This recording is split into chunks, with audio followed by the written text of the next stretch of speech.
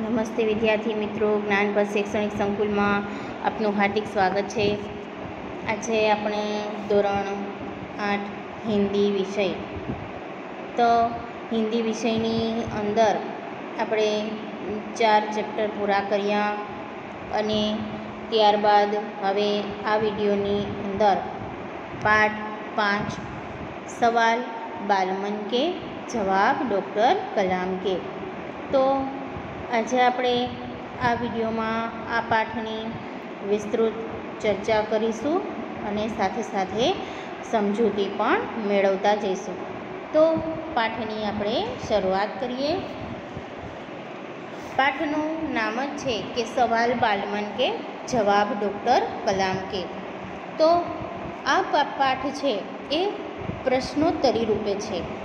જે બાળકો છે એ અબ્દુલ કલામને એવી વાતચીત એટલે કે પ્રશ્નો પૂછે છે બાળકો, અને જવાબ કોણ આપે છે? ડૉક્ટર કલામ. તો આવા વાતચીત પર આધારિત એવો આ પાઠ છે.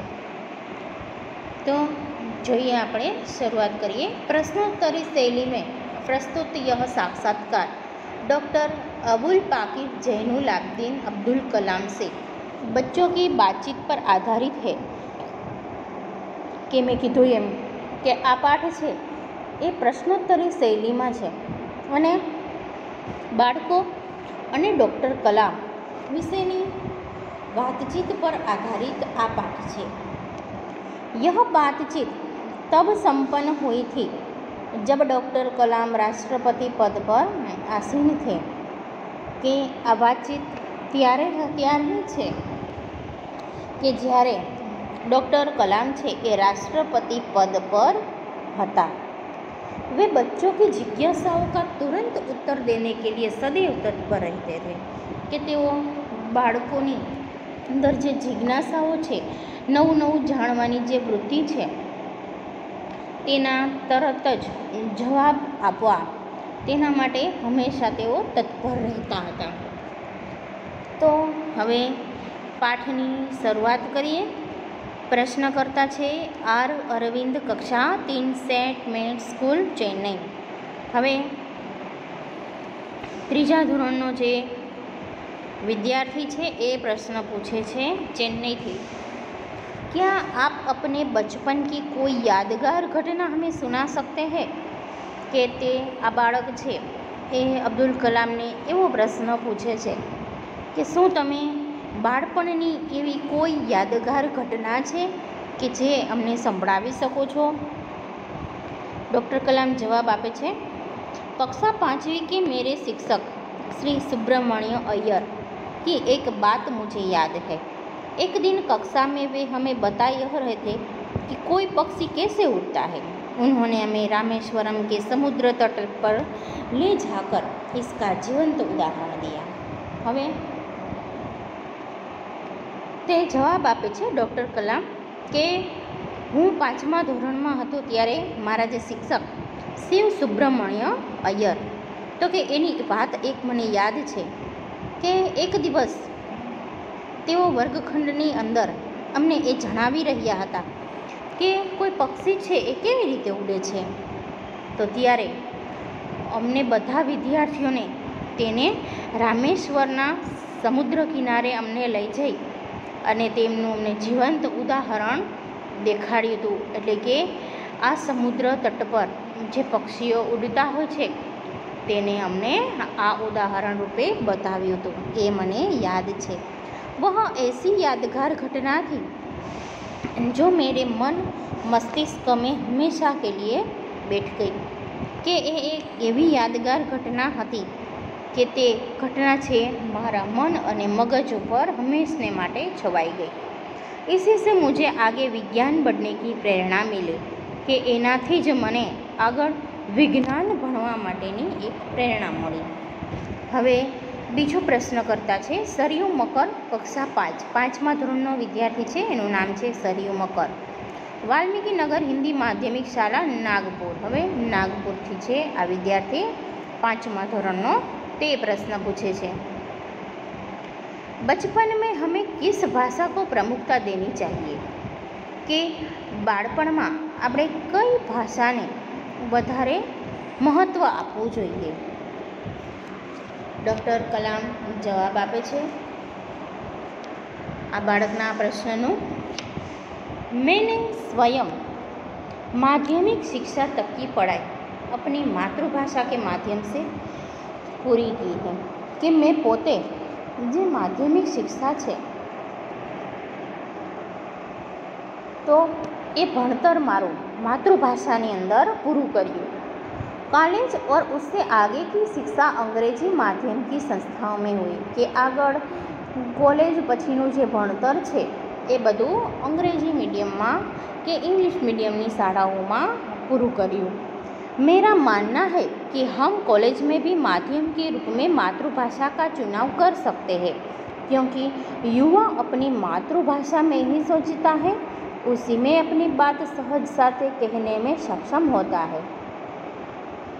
कि मैं तो એવું માને છે કે જે કંઈ પણ યુવા પેઢી છે કે યુવાનો છે એ પોતાની માતૃભાષામાં જ વિચારે છે અને એમાં જ આપણી વાત આપણે સહજતાથી एकदम સરળતાથી સમજવામાં સક્ષમ હોઈએ છીએ।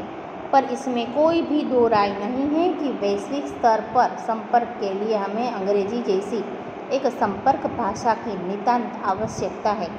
कि એમાં કોઈ શંકા નથી કે જો આપણે વૈશ્વિક સ્તર પર આપણે કોઈ પણ એના વાતચીત માટે થઈને આપણે ઇંગ્લિશ ભાષા પણ આવડવી જરૂરી છે, પણ આપણું જે ભણતર છે એ તો આપણી માતૃભાષામાં જ હોવું જોઈએ।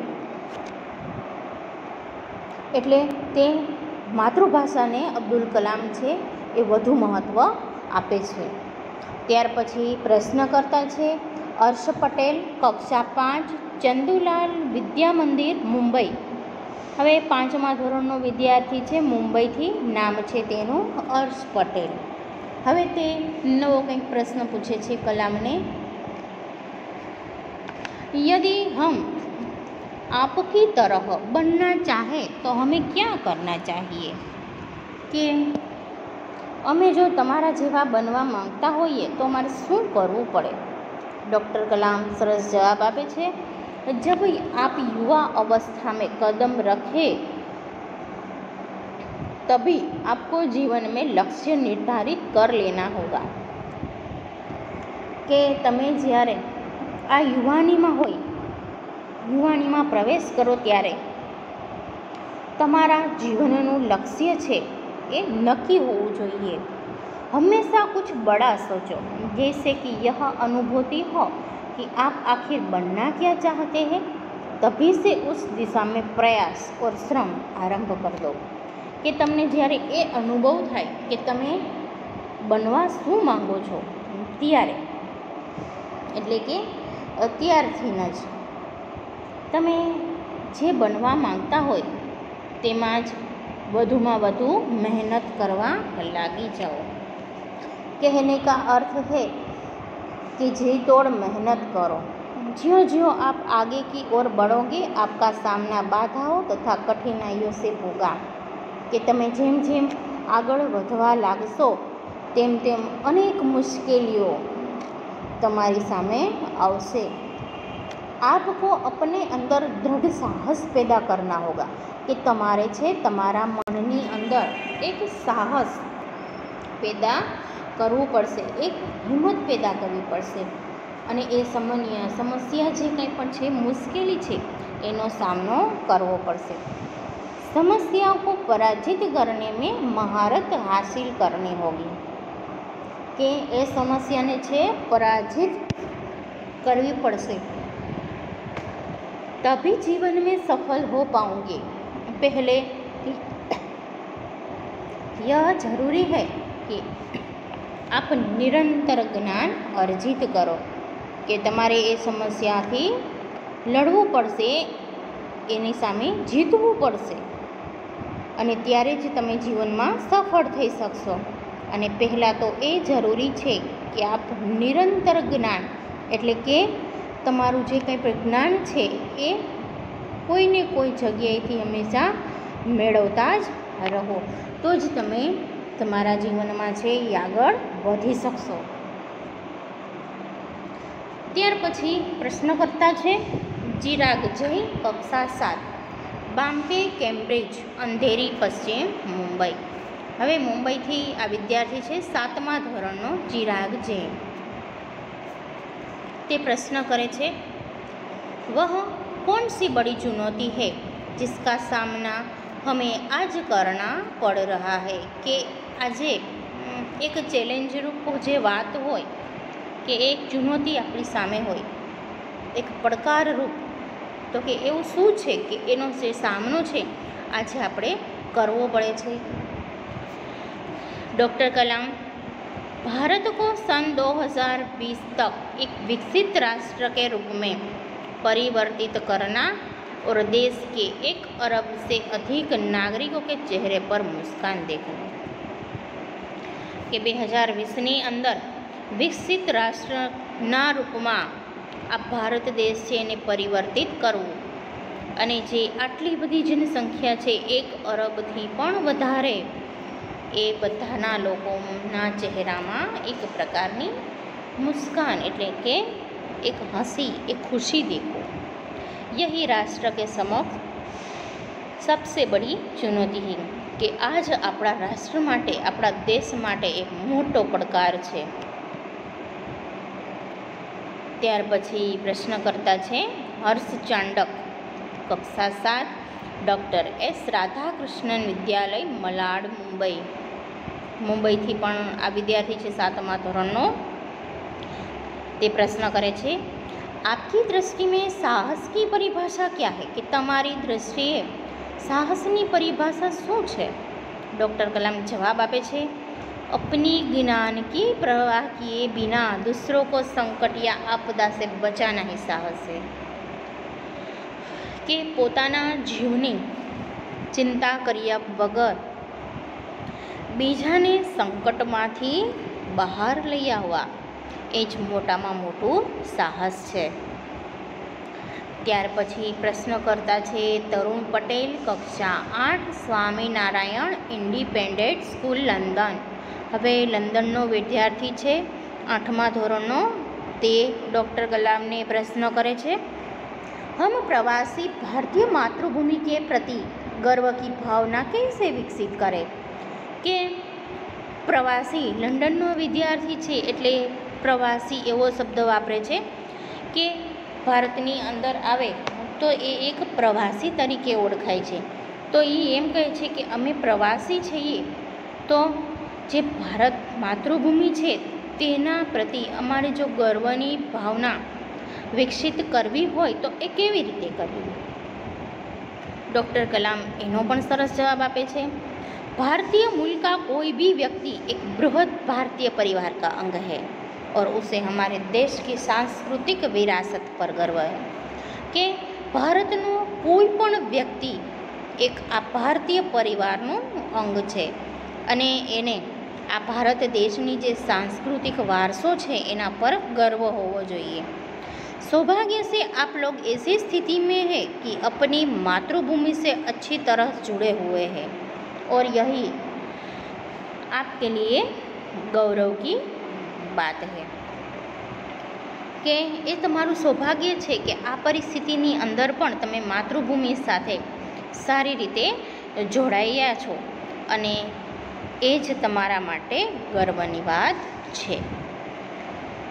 ત્યાર પછી બીજા પ્રશ્નકર્તા છે સત્યમ, કક્ષા 10, જિલ્લા સ્કૂલ, મુંગેર. હવે મુંગેરનો આ વિદ્યાર્થી છે તે પ્રશ્ન કરે છે, जो भी बच्चे आपसे मिलते हैं वे कहते हैं कि वे एक प्रसिद्ध वैज्ञानिक, इंजीनियर, डॉक्टर आदि बनना चाहते हैं, पर किसान, मजदूर और कलाकार भी किसी राष्ट्र के लिए उतने ही महत्वपूर्ण हैं. हम ऐसे ही परिवारों से आते हैं, हमारे लिए आपका क्या संदेश है. હવે એ એવો પ્રશ્ન કરે છે કે જે કોઈ પણ બાળકો તમને મળે છે તો એ એવા જ પ્રશ્ન તમને કરે છે કે એને તો એક પ્રસિદ્ધ વૈજ્ઞાનિક બનવું હોય છે, કોઈને એન્જિનિયર બનવું હોય છે, કોઈને ડૉક્ટર બનવું હોય છે, પણ ખેડૂત છે, મજૂર છે, કોઈ કલાકાર છે, એ પણ રાષ્ટ્ર માટે એટલા જ મહત્ત્વના છે. અને અમે પણ એવા પરિવારોમાંથી જ આવીએ છીએ. તો એના માટે તમારે શું કહેવું છે, તમારો શું સંદેશો છે? ડૉક્ટર કલામ સરસ મજાનો જવાબ આપે છે, किसान मजदूर कलाकार और दस्तकार ये सभी हमारे राष्ट्र के अभिन्न अंग है. राष्ट्र निर्माण में हमें उन सभी की सेवाओं की समान रूप से दरकार है.